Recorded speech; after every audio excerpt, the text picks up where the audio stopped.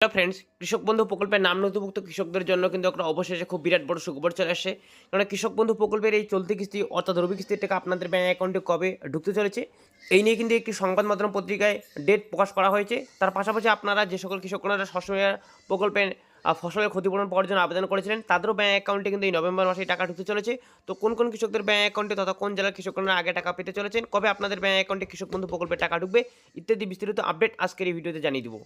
ভিডিওটি শুরু করার আগে আপনাকে যে কাজটি করতে হবে সেটি হলো ভিডিওর নিচে লাইক বাটনে ক্লিক করে ভিডিওতে একটি লাইক দিয়ে দিন এবং পাশে থাকা লাল রঙের সাবস্ক্রাইব বাটনে ক্লিক করে চ্যানেলটিকে সাবস্ক্রাইব করে রাখুন।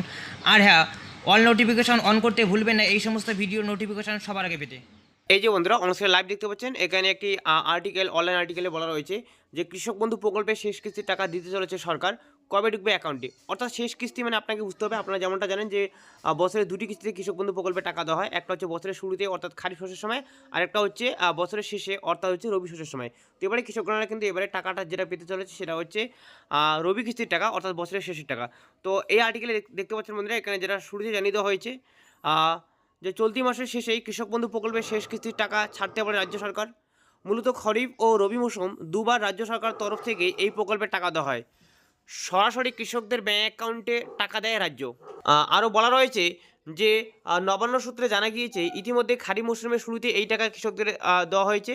এবার রবি মৌসুমের শুরুতেও দ্বিতীয় কিস্তির টাকা দেওয়া হবে কৃষক। ইতিমধ্যেই রাজ্যের অর্থ দপ্তর এই টাকা দেওয়ার বিষয়ে প্রস্তুতি নিয়েছে।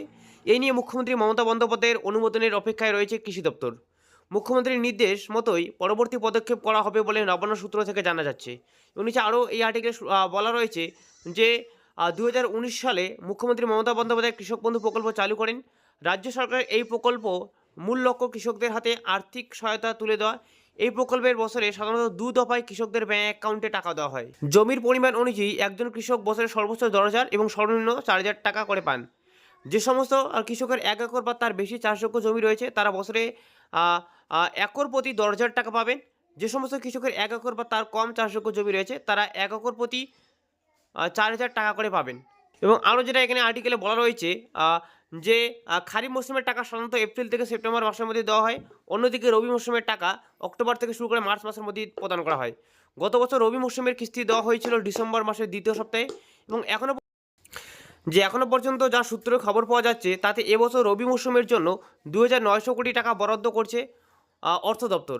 এক্ষেত্রে 1,08,00,000 উপভোক্তার ব্যাঙ্ক অ্যাকাউন্টে সরাসরি পৌঁছে যাবে এই টাকা। অপেক্ষা শুধু মুখ্যমন্ত্রীর সবুজ সংকেতের।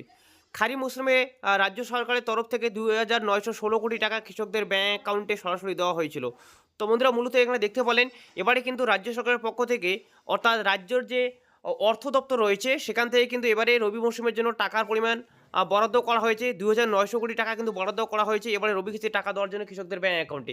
এবার শুধুমাত্র মুখ্যমন্ত্রীর পারমিশন তথা ফাইনাল তারিখের অপেক্ষায়। যেইমাত্র মুখ্যমন্ত্রী ফাইনালি অ্যানাউন্স করে দিবেন কৃষকদের ব্যাঙ্ক অ্যাকাউন্টে এদিন যে টাকা পাঠানো হবে, সেদিন কিন্তু তিনি রিমোটের বাটন প্রেস করে সঙ্গে সঙ্গে কৃষকদের ব্যাঙ্ক অ্যাকাউন্টে নাম নথিভুক্ত সকল কৃষকের ব্যাঙ্ক অ্যাকাউন্টে কৃষক বন্ধু প্রকল্পের টাকা পাঠিয়ে দেওয়া হবে।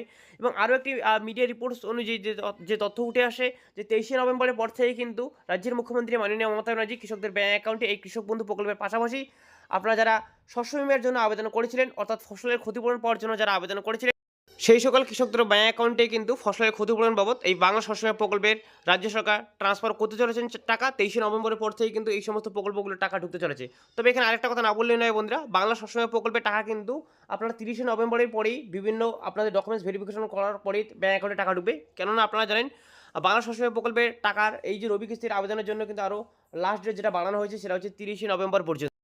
তো বন্ধুরা মোটের উপর কথা এই সমস্ত আলোচনা থেকে কিন্তু আপনারা আপডেটগুলো দেখে কিন্তু বুঝতেই পারলেন যে 23শে নভেম্বরের পরের থেকেই কিন্তু এই নভেম্বর মাসের শেষ সপ্তাহে কিংবা ডিসেম্বরের প্রথম সপ্তাহে কিন্তু এই কৃষক বন্ধু প্রকল্পের টাকা রাজ্যের মুখ্যমন্ত্রী মাননীয় মমতা ব্যানার্জি কৃষকদের ব্যাঙ্ক অ্যাকাউন্টে পাঠিয়ে দেবেন। তবে বিভিন্ন কৃষক বন্ধু প্রকল্পের স্ট্যাটাস চেক করলেও আমরা যদি এখন অবধি সব জেলার কৃষকদের অ্যাকাউন্ট ভ্যালু দেখতে পাচ্ছি, তাই কিন্তু বলা যাচ্ছে যে ডিসেম্বর মাসে না গেলেও নভেম্বরের শেষ সপ্তাহে কিন্তু আপনাদের ব্যাঙ্ক অ্যাকাউন্টে এই টাকা ঢুকতে পারে 23শে নভেম্বরের পর থেকেই। তো ভিডিওতে মূলত এই দুটো আপডেট দেওয়ার ছিল। সো ভিডিও উপকার আসলে অবশ্যই একটি লাইক এবং বন্ধুদের সাথে শেয়ার করে দিয়ে ততটিকে ছড়িয়ে দেবেন। ততদিনে ভালো থাকবেন, সুস্থ থাকবেন। দেখা হচ্ছে খুব শীঘ্রই পরের ভিডিওতে। ধন্যবাদ।